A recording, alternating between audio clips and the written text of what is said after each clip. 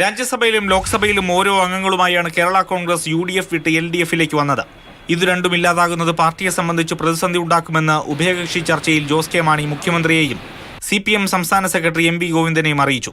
2000-ൽ RSPക്ക് നൽകിയതൊഴിച്ചാൽ രാജ്യസഭാ seat മറ്റു കക്ഷികൾക്ക് വിട്ടുകൊടുത്ത പതിവ് CPMനുണ്ടായിട്ടില്ല.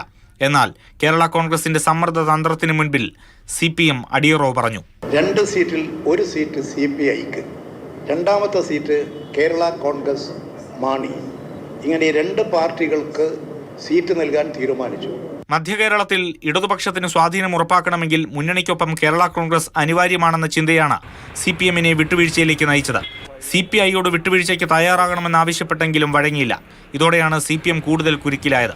കേരള കോൺഗ്രസ് മുന്നണി വിടുമോ എന്നും CPM നേതൃത്വം സംശയിച്ചിരുന്നു.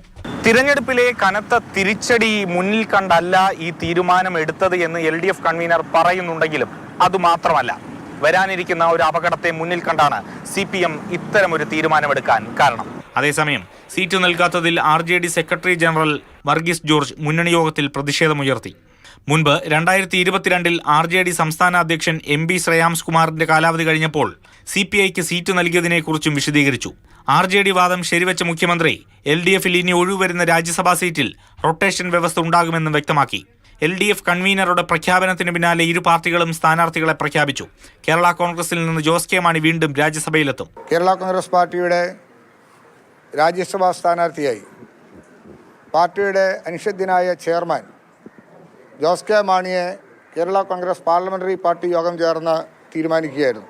CPI അസിസ്റ്റന്റ് സെക്രട്ടറിയും ഹൗസിംഗ് ബോർഡ് ചെയർമാനുമായ PP സുനീറാണ് CPI സ്ഥാനാർത്ഥി. CPI സ്ഥാനാർത്ഥി PP സുനീർ ആയിരിക്കും, പാർട്ടിയുടെ സംസ്ഥാന അസിസ്റ്റന്റ് സെക്രട്ടറി.